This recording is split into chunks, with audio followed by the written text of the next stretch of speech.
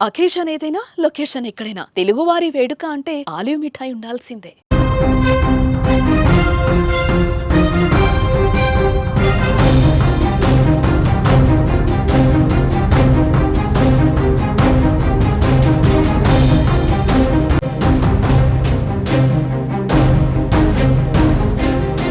యుద్ధం ముగిసింది.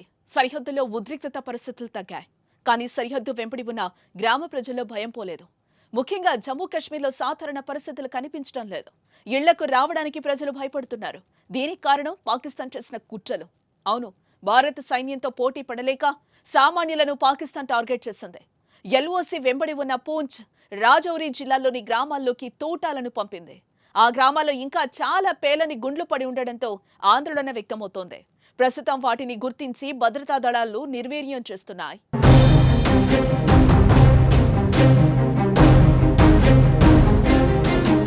పహల్గామ్ ఉగ్రదాడికి ప్రతీకారంగా భారత్ ఆపరేషన్ సింధూర్ పేరుతో పాక్లోకి ఉగ్ర స్థావరాలపై దాడి చేసింది. 100 మంది ఉగ్రవాదులను మట్టుబెట్టింది. భారత్ దెబ్బకు తట్టుకోలేకపోయిన పాకిస్తాన్ సరిహద్దుల్లో కాల్పుల విరమణ ఒప్పందానికి తూట్లు పొడుస్తూ నిత్యం కాల్పులు జరిపింది.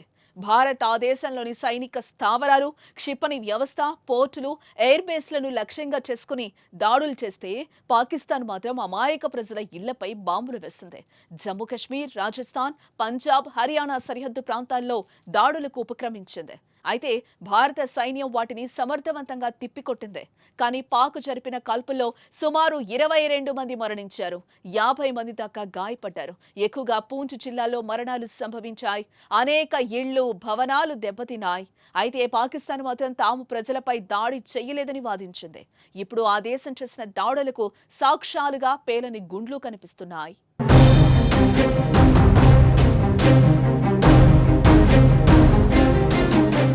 అమెరికా మధ్యవర్తిత్వంతో భారతదేశం మరియు పాకిస్తాన్ మధ్య కాల్పుల విరమణ తర్వాత నియంత్రణ రేఖ నివాసితులు తిరిగి రావాలని ఆరాటపడుతున్నారు. మరికొందరు తిరిగి రావటం ప్రారంభించారు. అయితే కాల్పుల కారణంగా అనేక పేలని షెల్స్ కనిపిస్తూ ఉండడంతో అంతా ఆందోళనకు గురవుతున్నారు. ఇప్పటికే చాలా షెల్స్ భద్రతా బలగాలు నాశనం చేశాయి. సోమవారం నుంచి రాజౌరి జిల్లాలో ఈ ఆపరేషన్ చేపట్టి చెల్లాచెదురుగా పడి ఉన్న షెల్స్ ను కనుగొంటున్నారు. ఆపరేషన్ పూర్తయ్యే వరకు ఎవరూ గ్రామాలకు రావద్దని అధికారులు సూచిస్తున్నారు.